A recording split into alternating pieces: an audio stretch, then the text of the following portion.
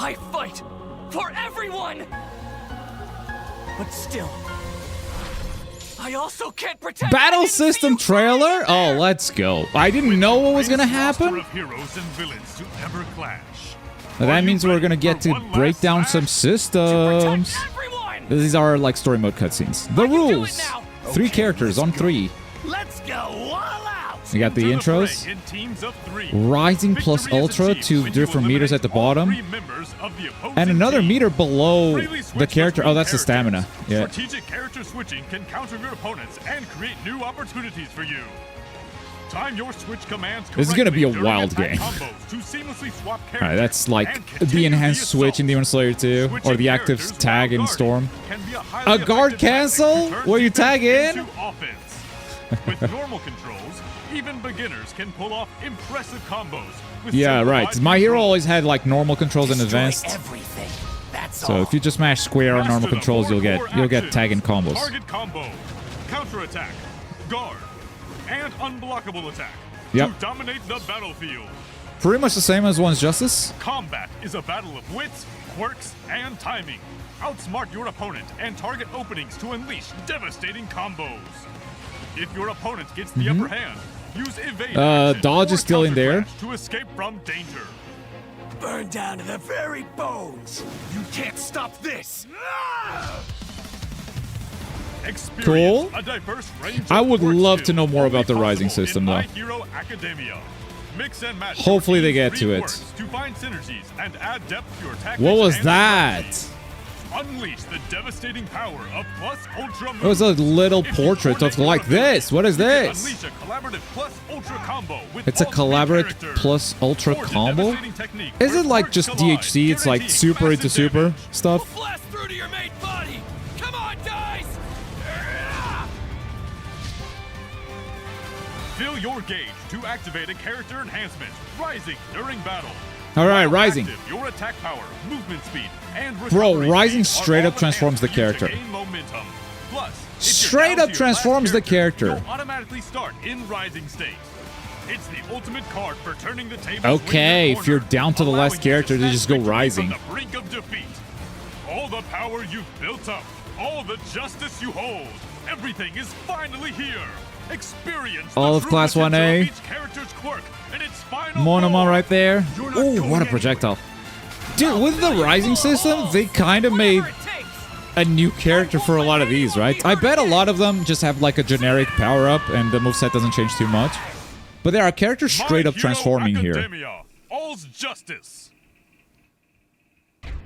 Wish list now. Okay, no release date yet. We're gonna see if we can break this down somewhere and see if there's anything else we can learn. Okay, so there's actually a lot to break down here, and we're gonna start with the general HUD. This is uncut. Battle start into this screen is completely uncut, and that's important because at first glance, you may look at this and go, oh, that's a round indicator. But no, the battle just started, and they have a round each. I think this is a mechanic that they're gonna show further in the trailer. I wasn't super sure about this, but now that I've seen that it goes from like literally battle start into this and it's completely uncut. Like, the battle started. How did you win a round already? You did it. But anyway, this is a 3v3 game where every character has their own health bar. It's not a one shared health bar, it is 3v3, so it makes sense that it's not actually a 3-round game. It's just like get through the opponent's health and be done with it. And you have a few new meters. This is pretty much the stamina meter from One's Justice 2. It's also your guard gauge, so if you block too much, that thing will be depleting. If you use side steps, it will also be depleting. Down here, you have the old school plus ultra gauge. It has 3 bars, same as before. And then you have the brand new rising gauge, which is sort of an awakening mechanic that they're adding to All's Justice. So pretty much new display for a lot of the old bars, but also a few new resources, as the assists now have health bars as they can be tagged in as well. A new resource right here, and the rising system as well. Next, the trailer shows a lot of tagging opportunities, defensive and offensive opportunities to tag out your character and bring in the next one in line, or whoever character you want in the bench. Whether it be in combos like this Bakugo into Todoroki combo right here, or defensively as Bakugo basically guard cancels into the assist. There's another detail I've noticed right before all of this happens, which is this moment right right here. Now, Deku is about to do a yellow move. Those moves are armored and usually unsafe if you whiff them. You can't cancel into anything on whiff.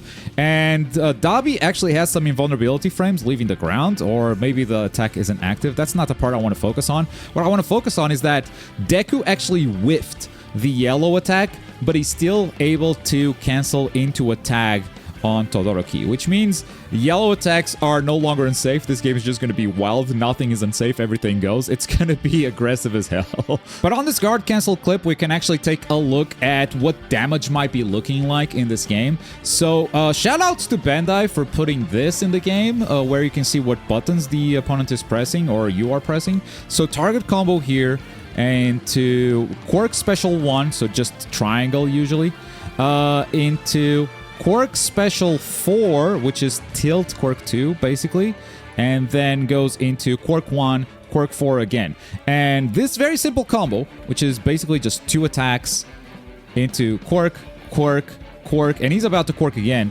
Look at the health bar on Dabi.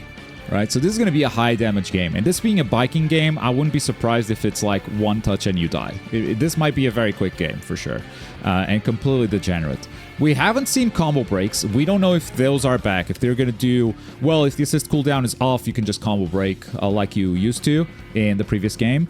Or if they're going to go for something completely different, like these pips right here. We're going to talk about them, I promise. Also, while we're here, though, I do want to point out that Dabi has a new stock mechanic. This is unique to his character. I haven't seen anyone have stocks like this. This is a new version of Dabi. We don't know what that does, but clearly he has a new meter that he can play around with. I also want to point out that yellow attacks or counter attacks have a brand new input. I have watched the Xbox trailer before this, and I could see that this was basically block plus quirk 1. So on PlayStation it would be R1 plus triangle, or on Xbox it would be right bumper plus the Y button. Getting rid of the tilt input on strong attacks. They still have tilt inputs for the quirks, as we saw previously. As they explained, this very, very simple system of like, here's a target combo, it beats unblockable attacks, unblockables beat guards, and guards beat counterattacks. You can look at this bottom screen right here if you want to see some truly degenerate Dabi projectiles. Look at the size of that thing. I wonder if it actually is what spends the unique gauge, but I feel like the resolution is a bit too low to see here. I think he actually comes in with 0 already, but he might already be in the middle of doing his move, so he might have consumed it already. It's hard to tell if this is something that consumes that new stock, but by the way, keep an eye on the same clip on the guard gauge on Deku as he blocks this. Bonk, bonk, bonk, bonk, bonk. That thing is almost deleted. And here we have our first look at a brand new mechanic called Counter Crash. Now this one's going to be hard for me to break down because I don't fully understand it yet, but this might be what that pip is all about. As far as I can tell, it activates because Todoroki is doing a counter attack and he gets hit by Toga. The reason why I think that pip has something to do with it is because it shines really brightly here. And apparently if you counterattack with a yellow, if you get attacked while yellow is going, you don't actually get a full combo. Instead, you get a kind of a cinematic attack, big counter word. Someone's been playing Guilty Gear Strive. And the 3 characters come in and crash the opponent out. Some questions about what is this mechanic. I definitely don't know the whole story here, but we'll learn more for sure. I think this trailer has taught us a lot. But of course, we always have more questions until the game actually is in our hands, right? This is a pretty cool section showing off a lot of plus ultras and a lot of new abilities for these new characters. We're gonna get to the rising system soon, but something cool about plus ultra, since this is a tag game, you can throw a super and then tag in the next character. I think they show this really well here on Mirio. He's gonna choose Tamaki for the follow-up, so it goes into the Tamaki cinematic, and then also the Nejira cinematic, and look at his health! Shigaraki, what happened? Oh no. Yeah, this is gonna be a high damage game. This was a relatively simple combo, by the way, because if we cut to here, you can see that he's pretty much only dealt 4 hits. So this could just be like mashing square into super. There's barely any damage right there. So meshing square to super, if you have the 3 bars, you spend one right here, you spend another one right here, you spend another one right here, the character is done.